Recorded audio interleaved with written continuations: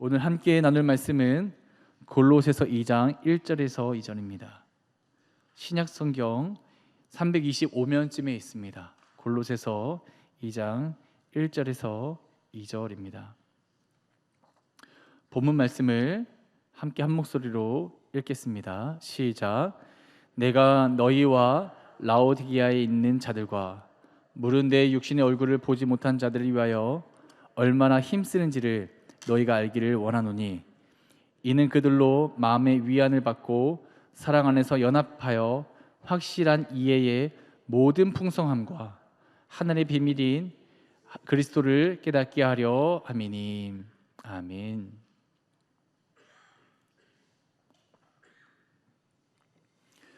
오늘은 하나님 나라를 미리 경험하는 삶, 하나님 나라를 미리 경험하는 삶이란 제목으로 하나님 말씀 증거하겠습니다.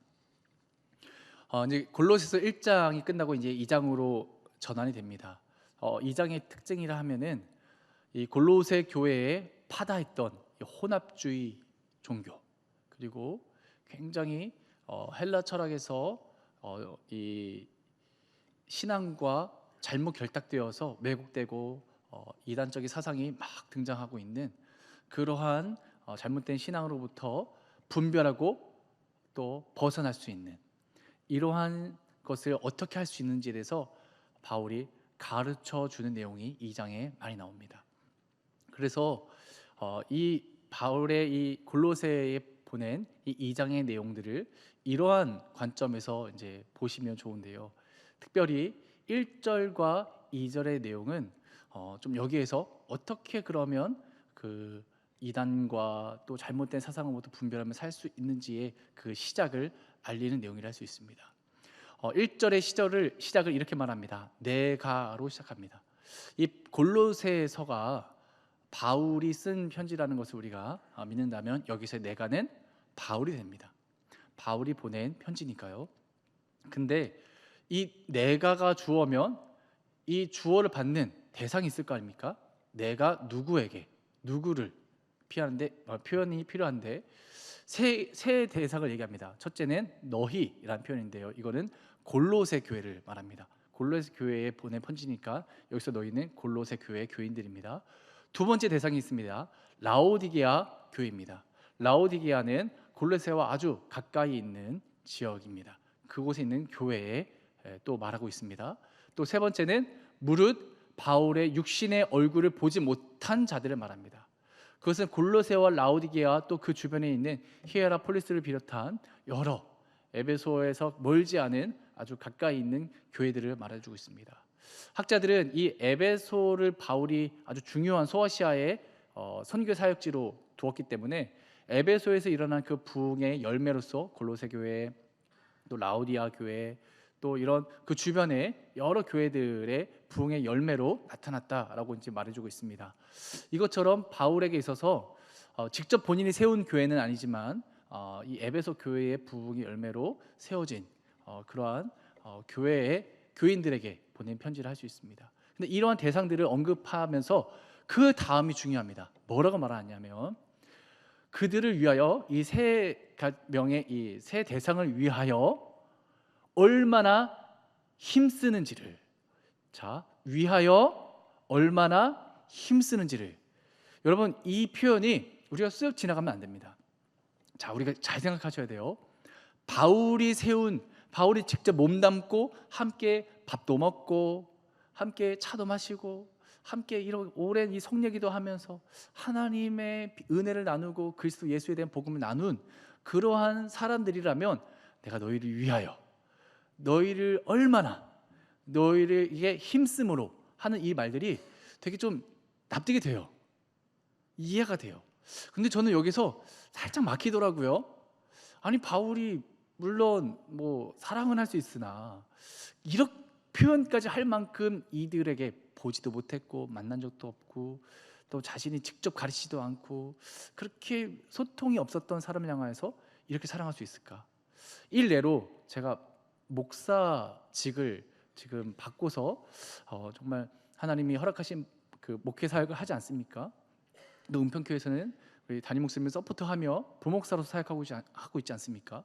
그런데 제가 지금 목회하면서 경험한 교회의 성도들과 또 목회하면서 만났던 사람들을 사랑하냐고 물으면 사랑한다고 말할 수 있을 것 같아요. 그런데 한 번도 저랑 경험하지 않은 다른 교회의 성도들을 사랑하냐고 하면 솔직히 조금 자신이 없어요. 여러분도 그렇지 않겠습니까? 우리 은평교회에 서로 사랑한다라고 고백할 수 있는 대상과 한 번도 일면식이 없는, 그러나 함께 하나님을 믿는 사람들을 사랑하냐라고 물어본다면 사랑해야 한다고 말하면 그러면 사랑해보려고 노력하겠습니다 나는 할 수 있지만, 힘쓰고 정말 얼마나 그들을 위하여 이렇게 사랑한다는 고백이 쉽지 않습니다. 이 위하여 또 얼마나 힘쓴다라는 표현은요, 사랑의 대상에게 할 수 있는 표현입니다. 사랑의 태도입니다. 그러니까 바울이 지금 사랑하는 대상들에게 하는 표현을 쓰고 있어요. 그리고 그 이어지는 2절의 내용도요, 그들로 마음의 위안을 받게 하는 것. 너희가 마음의 위안을 받았으면 좋겠다. 사랑 안에서 연합을 이뤘으면 좋겠다. 또 모든 풍성한 이해에 완전함이 이르렀으면 좋겠다.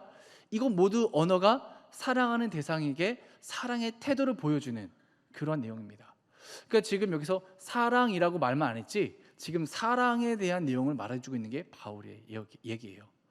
그리고 여기에 있어서 골로새서 1장 4절에서 5절의 시작도 사랑에 대한 말을 하고 있습니다. 자, 그렇다면 여러분, 여기에서 바울이 이렇게 사랑을 하는 이유가 있다라고 말하는데, 그 이유가 바로 2절 끝에 있어요.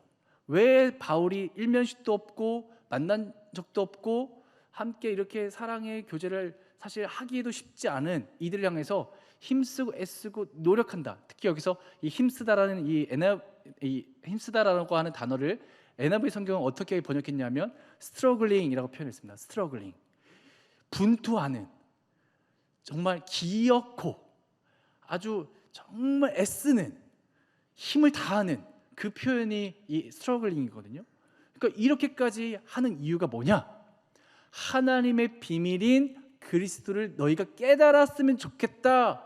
그 그리스도를 깨닫는 방법이 이렇게 내가 너희를 사랑하는 것이라고 가르쳐주고 있는 거예요. 자, 그리스도를 깨달을 수 있는 방법이 이렇게 사랑하는 것이라고 바울이 말해주고 있는 것이라면, 이제 우리는 여기에서 이제 우리가 시작을 해야 돼요. 하나님의 비밀은 뭐고, 그리스도를 깨닫는 건 뭐고, 왜 그게 사랑하는 걸 통해서 그리스도를 깨달을 수 있는 것에 대해서 우리가 이걸 해석해야 합니다. 여러분, 하나님의 비밀이 뭘까요? 하나님의 비밀. 사실 이단들이 그렇게 얘기해요. 하나님의 비밀이 있는데 그 비밀을 우리에게만 가르쳐줬다. 그러니 이 비밀을 깨달을 수 있는 것은 소수인데 그 소수가 우리이기 때문에 아무리 큰 교회, 아무리 유명한 목사님 설교 들어도 그 사람들에게는 하나님 비밀을 가르쳐주지 않기 때문에 모른다. 그래서 이 하나님의 비밀을 되게 은밀하고 되게 아주 소수의 사람만 알 수 있는 것으로 얘기해 줍니다. 그러니까 여기 하나님의 비밀도 그런 게 아닌가 싶은데 그게 아니에요. 여러분, 하나님은요, 일부러 무언가를 감춰서 몇몇의 사람들에게만 알려주지 않습니다. 하나님은 처음 천지를 창조했을 때부터 하나님의 뜻과 계획을 모든 그 창조 대상에게 가르쳐 주셨어요. 하나님은 모든 하나님이 지으신 창조물에게 하나님의 뜻과 계획을 다 알려주고 계십니다. 그러나 하나님의 그 뜻과 계획을 인간이 배신하였고 인간의 죄의 타락으로 하나님과 인간 사이가 간격이 생기고 멀어졌기 때문에 우리가 하나님이 아무리 우리에게 가르쳐 주셔도 우리가 하나님께로 향하지 않기 때문에 알 수가 없는 거예요. 다른 말로 얘기하면 하나님의 비밀을 만든 게 아니라 비밀이 되어질 수밖에 없었던 거예요. 왜냐하면 우리는 죄로 인하여서 하나님의 뜻과 계획을 알 수 없기 때문에. 그러니까 방법은 하나, 하나님이 직접 죄인인 그 인간이 되셔서 죄인들이 알아들을 수 있는 방식으로 우리에게 깨닫게 하시고 알려주시고 하나님의 뜻과 계획이 무엇인지, 우리를 향한 하나님의 소망이 무엇이 있는지를 가르쳐 주시기 위하여 인간이 되시는 방법을 택하신 거죠. 그렇죠? 그래서 하나님의 비밀은 그리스도 예수가 우리에게 오심을 통하여 밝히 드러났습니다. 이걸 신학적 용어로 폭로되었다라고 말합니다. 하나님의 계시가 베일에 쌓여 있는 것처럼 우리는 느껴졌지만 사실은 그리스도 예수를 통하여 밝게 드러났다. 계시가 다 보여졌다. 그래서 여러분, 우리는요 그리스도 예수를 통해서 하나님의 비밀을 다 알게 되었어요. 할렐루야. 그래서 여러분, 우리는요 그리스도의 비밀을 그리스도 통해서 알게 되었는데, 그렇다면 그리스도 예수가 이 땅에서 하신 게 무엇일까요? 예수님이 하신 게 많죠. 또 예수님을 가리키는 여러 단어들이 있습니다. 첫째, 예수님은 창조주 하나님이십니다. 예수님은 성자 하나님이십니다. 예수님은 이 땅에 인간의 몸으로 성육신하셨습니다. 예수님은 죄인들을 위하여 대속적인 죽음으로 십자가 못 박혀 죽으셨습니다. 예수님은 영원한 생명을 주시기 위하여 부활하셨습니다. 예수님은 이 땅을 심판하시고 영원한 하나님의 나라를 이 땅에 완성하기 위하여 다시 재림하실 것입니다. 믿으십니까? 이것이 다 예수님을 표현한 예수님의 사역입니다. 그러나 이것을 한 단어로 표현할 수 있습니다.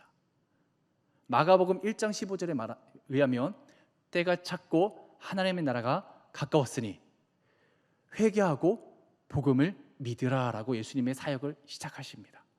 예수님이 이 땅에 오신 이유, 예수님이 오셔서 십자가, 부활, 승천, 재림, 이것을 약속하고 하시는 모든 이유를 설명할 수 있는 한 단어, 회개하고 복음을 믿어야 할 그 이유를 설명하는 한 단어, 그것은 바로 하나님 나라입니다. 예수님이 하신 모든 사역은 무엇을 향해 있냐면 하나님의 나라를 세우는 사역입니다. 그러니까 영원한 하나님의 나라는 이미 정해져 있어요. 하나님도 우리에게 이것을 가르쳐 주시기 위하여 예수님을 이 땅에 보내신 거예요. 예수님의 사역을 통하여 우리는 하나님의 나라가 존재함을 깨닫습니다. 영원한 하나님의 나라가 있음을 믿게 됩니다. 그래서 여러분, 예수님을 믿는다라는 것은 다른 말로 뭐를 말하냐고 하면은 영원한 하나님의 나라가 있음을 믿습니다. 예수님을 우리가 소망합니다. 예수님의 재림을 소망합니다라는 것은 다른 말로 얘기하면 하나님의 나라가 반드시 우리에게 주어질 것을 소망합니다. 의 얘기인 거예요. 그렇죠? 그래서 아까 다시 말씀드린 것처럼 골로새서 1장 4절에서 5절에 바울은 그리스도 안에 너희의 믿음에 대해서 말하고 있고요. 그리고 모든 성도에 대한 사랑에 대해서 말하고 있고요. 그리고 하늘에 쌓아둔 소망에 대해서 골로새에서 시작을 하고 있습니다. 자, 이것을 요약하면 믿음, 소망, 사랑이죠. 자, 바울이 그리스도를 깨닫게 되는 것이 하나님의 비밀을 알게 되는 거고, 하나님의 비밀은 결국엔 그리스도의 사역인 하나님의 나라가 영원히 있음을 우리가 깨닫게 되는 게 그리스도의 사역이라고 말하고 있어요. 자, 그렇다면 바울이 강조하는 믿음, 사랑, 소망이 골로새뿐만 아니라 데살로니가전서 1장 3절에도 나옵니다. 믿음의 역사, 사랑의 수고, 소망의 인내. 믿음, 사랑, 소망이 또 나와요. 그러니까 바울이 굉장히 강조하는 개념이 믿음, 사랑, 소망이라는 것을 알 수 있죠. 이것은 곧 그리스도를 깨달아 영원한 하나님의 나라를 우리가 알게 될 수 있는 유일한 요소이기 때문에 그렇습니다. 그러니까 믿음을 통해서 하나님의 나라를 우리가 보게 되고요, 소망을 통해서 하나님의 나라를 보게 되고요, 사랑이 있음을 우리는 하나님의 나라를 통해서 알게 되는 것입니다. 자, 근데 이 세 가지가 같이 있대요. 그 고린도전서 13장 13절을 보니까 믿음과 소망과 사랑은 항상 같이 있을진대라고 있어요. 같이 있대요. 이 세 가지가 같이 움직인대요. 그러니까 믿음이 있으면 뭐도 있어야 돼요? 사랑도 같이 움직이는 거예요. 믿음과 사랑이 움직이면 뭐도 같이 있어요? 소망도 있는 거예요. 다른 말로 얘기하면 소망을 가지려면 사랑도 있어야 되고 믿음도 있어야 돼요. 이게 유기적으로 이렇게 순환되는 거예요. 같이 연결되어 있는 거예요. 어떤 거 하나만 딱 떨어져 있는 게 아니에요. 근데 여러분, 우리의 문제는 뭔지 아세요? 우리는 믿음만 강조하는 것처럼 살고 있어요. 믿음 좋은 성도, 믿음 좋은 어떤 교회. 근데 여러분, 믿음이 좋다는 건 모두 포함되어 있어야 한다고요? 사랑이 많은 성도, 사랑이 많은 교회도 있어야 한다는 거예요. 사랑이 많은 교회, 사랑이 많은 성도는 모두 있어요? 소망도 있어야 한다는 거예요. 이 세 가지가 같이 강조되는 것이 건강한 교회고 건강한 성도입니다. 이것이 바울이 가르치고 있고 바울이 말하고 있는 하나님의 비밀인 그리스도가 깨달아진 그 비밀을 알게 된 하나님의 백성들에게 주어진 열매입니다. 자, 그런데요, 이 세 가지는 같이 움직이는데 기능이 조금 달라요. 자, 믿음과 소망이 좀 같이 움직이고요. 사랑은 조금 차이가 있습니다. 자, 생각해 보겠습니다. 예를 들어 볼게요. 여러분, 하나님의 나라를 믿습니다. 안 어색하죠? 하나님의 나라를 소망합니다. 안 어색해요? 하나님의 나라를 사랑합니다. 말은 되지만 사실 우리가 이런 말 잘 안 써요. 하나님을 사랑합니다. 예수님을 사랑합니다 라고 하지, 성령님을 사랑합니다 하지, 하나님 나라 그 자체를 사랑합니다라는 말을 잘 쓰진 않아요. 왜냐하면요, 믿음과 소망이라는 이 언어는요, 미래적인 단어예요. 뭘 믿어요? 앞으로 하나님이 하신 약속이 이루어질 것을 확신하는 게 믿음이에요. 미래적인 거죠. 이루어질 것을 믿는 거. 그리고 소망, 앞으로 하나님의 영원한 나라가 우리에게 주어질 것을 소망하는 것, 바라는 것, 희망하는 것. 이 미래적인 언어예요. 근데 사랑은요, 현재적인 언어예요. 사랑은 지금 내가 하고 있어야지만 가능한 언어예요. 다른 말로 얘기하면요, 믿음과 소망은 영원한 하나님의 나라가 우리에게 완성되고 우리가 그 나라의 영원한 백성이 되면요, 그때 믿음과 소망을 사용하는 게 사실 좀 모순이 되는 거예요. 그곳에서는 사랑만 있습니다. 왜냐하면요, 여러분 생각해 보세요. 영원한 하나님의 나라에 우리가 백성이 됐어요. 와, 이제 하나님과 우리가 얼굴을 맞대고 보는 것처럼 하나님을 밝히 보면서 살고 있어요. 하나님의 나라가 우리 안에 주어져서 행복하게 살고 있어요. 그런데 여전히 하나님의 나라가 올 것을 소망합니다. 하나님의 나라를 믿습니다. 저는 하나님을 믿습니다. 하나님을 앞에 두고 하나님을 믿습니다. 이상하지 않아요? 하나님을 앞에 두고 하나님을 소망합니다. 이상하지 않아요? 거기서는 하나님만 사랑하는 거예요. 하나님 나라에서는요, 하나님과 사랑만 나누면 되는 거예요.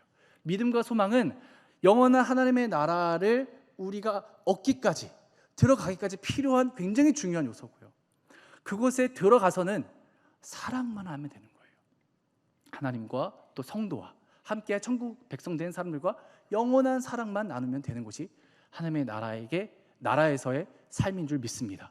그래서요, 고린도전서 13장 13절에 바울이 이렇게 얘기해요. 믿음, 소망, 사랑 항상 있고 다 중요하지만 그 중에 으뜸은 뭐라고요? 사랑이라고. 이것을 표현할 때에 그 앞절이 중요한데요, 그 앞절에 사랑이 중요한 것을 가르치면서 뭘 얘기하냐면, 우리가 지금은 부분적으로만 하나님을 안 돼요. 마치 청동 거울에 비춰지는 흐릿한 내 모습을 보는 것처럼 마치 하나님과 우리 사이가, 혹은 성도가 뭔가 이렇게 믿음과 소망, 사랑을 이해하고 있지만 뭔가 이렇게 흐릿하게 보고 있는데, 영원한 하나님의 나라에 가게 되면, 하나님을 대면하게 되면 그때는 아주 또렷하게 보게 되고, 그 하나님의 나라에서의 우리의 또렷한 삶은 사랑이기 때문에 제일은 사랑이라고 고백하고 있는 것입니다. 그래서 요한일서 4장 12절에도 분명히 말하고 있어요. 12절 13절에 보면요, 분명하게 가르치는 것이 우리가 만일 서로 사랑하면 보이지 않는 그 하나님이 우리 안에 거하게 되는 것을 우리가 경험하게 될 것이고, 우리 안에 거하시는 그 하나님으로 말미암아 우리 안에 온전한 사랑이 이루어진다. 보이지 않는 하나님이 어떤 방식으로 존재한다고요? 사랑함을 통해서 우리에게 존재한다고 얘기하고 있어요. 자, 그러면 생각해 보겠습니다. 그리스도 예수가 우리에게 오셔서 하신 하나님 나라의 사역을 대표적으로 표현하는 방식이 무엇일까요? 바로 그리스도가 죄인들을 사랑하셨다는 거예요. 여러분, 저는 그렇습니다. 여러분도 그럴 거라 믿습니다. 여러분이 하나님을 믿게 된 시작점은 무엇이었습니까? 여러분은 하나님을 사랑해서가 아니라 하나님이 여러분을 사랑하신다는 그 사실이 믿어지고, 나 같은 자를 끝까지 죽기까지 사랑하셨다는 그 사랑이 너무나 커져서, 그래서 우리가 하나님을 믿어지게 된 거 아니겠습니까? 그리스도의 사랑, 하나님의 나라가 분명히 있음을 현재로 가져와서 나타내주는 그 사역의 핵심은 사랑하는 사역이었다는 겁니다. 죄인들을 사랑하시고, 소외된 자를 사랑하시고, 차별받는 자를 사랑하시고, 어려움을 경험하는 자를 사랑하시고, 어떠한 누구든지 이의 없이 사랑하세요. 심지어는 원수까지도 사랑하신 분이, 하나님이 천국에서 영원한 하나님 나라에서만 경험할 수 있는 그 사랑을 그리스도 예수가 이 땅에 현재 미리 가져와서 미리 맛보게 하신다는 겁니다. 그래서 여러분, 이마트나 우리 홈플러스 같은 이런 마트에 가보면은 시식콘에서 맛보기 하잖아요. 그렇죠? 맛보고 그걸 살지 말지 결정하잖아요. 그리스도 예수가 영원한 미래에 완성된 하나님의 나라를 가져오셔서, 얘들아, 진짜 하나님의 나라가 있어, 이것을 우리에게 증명해 주시고 확신시켜 주시는 그 방식이 뭐였다고요? 조건 없이 주시는 사랑, 차별 없이 주시는 사랑이었다는 것입니다. 그래서 바울이 지금 일면식도 없고 사랑한다고 말하는 게 참 어색할 수밖에 없는 이 골로새 교회, 라우디아 교회, 또 자기 얼굴 한 번도 만나지 못한 그 사람들 향해서 애쓴다, 스트러글리, 내가 분투하며 너희를 위하여 이렇게 하려고 그리스도를 깨닫게 하고 싶다. 사랑의 언어를 쓰는 것은 다 하나같이 바울이 먼저 그것을 경험했기 때문에 그렇습니다. 바울이 먼저 제일 중요한 그 사랑을, 그리스도 예수를 마음의 모심을 통하여 그리스도를 깨달았기 때문에 이 사랑을 먼저 행하고 있는 것입니다. 그러니까 내가 이 사랑을 먼저 경험하여 그리스도를 깨닫게 된 것처럼 너희도 그리스도를 깨달음으로 말미암아 영원한 하나님의 나라의 그 사랑을 먼저 맛봤으면 좋겠다를 가르쳐주고 있는 것이죠. 그래서 여러분, 이 땅에서 여러분이 하나님의 나라를 믿고 소망한다는 것은 다른 말로 얘기하면 미리 그리스도를 통하여서 하나님 나라에서 경험할 수 있는 사랑을 맛볼 수 있는데, 사랑을 하지 않으면서 믿음만, 소망만 가지고 살아간다는 것은 안고 없는 찐빵을 먹는 것과 동일한 겁니다. 하나님의 나라를 믿는다면서 사랑을 우리가 경험하지 않고 있다고요? 사랑을 하지 않고 있다고요? 하나님의 나라를 소망하면서 하나님 나라에서 영원히 누리게 될 그 사랑을 우리가 무관심하고 나는 할 수 없어라고 밀어놓고 살고 있다고요? 그건 여러분 모순입니다. 하나님 나라를 믿는다는 것을 어떤 말로 얘기하면 부정하는 것이기도 해요. 믿음과 소망과 사랑 같이 있기 때문에. 그래서 우리는요, 예수님이 우리 가운데 오셔서 밝히 드러내신 하나님의 비밀인 영원한 하나님의 나라에서 살 때에 경험하게 될 그 사랑을 지금부터 맛보며 경험할 수 있습니다. 할렐루야. 그래서 오늘 우리가 부른 찬양 436장에 이렇게 얘기하잖아요. 산천도 초막도 새 것이 되었고 죄인도 원수도 친구로 변한다. 원수도 친구로 변할 수 있는 이유가 뭐예요? 그리스도의 사랑이 내 안에서 시작되었고 그 사랑 때문에 나도 이제 내 힘으로는 할 수 없지만 그분을 통해 할 수 있게 되었다라는 것입니다. 그래서 요한일서 4장 13절에 보면요, 이 하나 보이지 않는 그 하나님의 사랑이 내 안에서 온전해질 수 있는 유일한 방법을 그 뒤에 오는 성령을 통하여서만 가능하다고 얘기하고 있습니다. 그 여러분, 우리가 원수 어떻게 사랑하겠어요? 미워하는 사람 어떻게 우리가 사랑할 수 있겠어요? 근데 여러분, 미워하는 사람을 그 상태로 두고 있고 여러분이 받은 상처를 그대로 쓴뿌리를 마음에 두고 있는 채로 살아가면서 하나님 나라를 믿고 하나님 나라를 소망하는 것은요, 불행한 겁니다. 하나님은 이미 우리에게 천국을 맛볼 수 있도록 그리스도 예수를 통해 우리에게 그 비밀을 깨닫게 하셨거든요.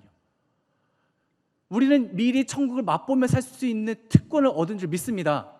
그것은요, 성령 안에서 옛것을 버리는 거예요. 옛것을 지난 것을 버리는 거예요. 쓴뿌리를 십자가에 못 박는 거예요. 아픔을 줬던 그 사람의 그 생각을 이제 버리는 거예요. 그리고 끊임없이 내 안에서 소생시켜 주시는 하나님의 무궁무진한 그 무조건 사랑을 내가 받아들이는 거예요. 주님, 저를 그렇게 사랑하신 것처럼 저는 할 수 없으되 성령을 의지합니다. 성령님, 오늘 또 회사 출근합니다. 정말 저를 막 함부로 대하고 막말하고 욕하고 저를 하대하는 그 사람, 저는 사랑할 수 없습니다. 제 의지는 도저히 할 수 없습니다. 그러나 제 안에 천국을 맛보기 원하니까, 내가 행복하게 하나님의 은혜를 누리며 살기 원하니까 하나님, 천국을 믿는 사람으로서, 소망하는 사람으로서 사랑할 수 있도록 제발 좀 도와주시옵소서. 기도하세요. 그 사랑이 내 안에서 움직여질 수 있도록 여러분 소망하세요. 그러면 우리 안에서 역사하신 그리스도의 영이신 성령께서 오직 하나님만 하실 수 있는 그 사랑을 내가 먼저 맛보게 하시고 그 사랑이 흘러가게 될 것입니다. 여러분, 그래서요, 다른 사람, 내가 원수 같은 그 사람을 위해서 사랑하는 게 아니에요. 사실은요, 사랑을 하고 있는 내가 행복해집니다. 사랑을 시작하는 내가 천국을 맛보기 때문에 기뻐지는 것입니다. 그래서 여러분, 여러분의 속사람이 하나님의 나라를 미리 맛보는 그 행복을 경험하시길 소망합니다. 여러분의 쓴뿌리와 아픔과 고통을 담지한 채로 하나님의 나라를 믿는다고 고백하는 모순을 더 이상 저지르지 않길 소망합니다. 여러분, 계속 거부하세요. 잘못된 것들을 자꾸 밀어내세요. 십자가 앞에 못 박으세요. 그리고 나는 계속 이유 없이 조건 없이 줄 그 사랑을 내가 맛보며 사는 것처럼 나도 그 사랑을 사람들에게 나는 행하겠다. 그거는 그 사람을 위해서라기보다 먼저는 내가 그 사랑을 경험하기 위해서, 내가 천국을 먼저 맛보아야지 그 사람도 경험하게 될 것입니다. 그러면 자연스럽게 하나님의 나라는 이 땅권에서 확장되어지고 그들도 주님을 만나게 될 줄 믿습니다. 순서가 그렇게 되어지는 것이에요. 말씀을 맺겠습니다. 바울은 내가 너희를 이렇게 위하여 애쓰고 노력하는 것을 알기 원한다라고 1절 끝부분에 얘기하고 있어요. 알기 원한대요. 왜? 자신이 먼저 그 사랑을 깨닫고 그 비밀을 깨닫고 그 사랑에서 천국을 맛보며 사는 것이 얼마나 기쁜지를 아니까 너희도 깨닫기 원한다 하면서 사랑을 베풀고 있습니다. 여러분도 하나님이 여러분에게 미리 맛볼 수 있는 천국의 기쁨을 주셨습니다. 그리고 사랑으로 행하시길 소망합니다. 사랑의 은혜가 여러분 안에 넘치길 간절히 소망합니다. 이 시간 함께 기도하겠습니다. 하나님, 제가 하나님의 나라를 그리스도 예수를 통하여 미리 맛볼 수 있도록 우리에게 허락하신 그 사랑을 성령 안에서 행하길 원합니다. 하나님, 제가 먼저 천국을 경험하는 사랑을 시작하게 도와주시옵소서. 주님의 이름 한번 부르고 통성으로 기도하겠습니다.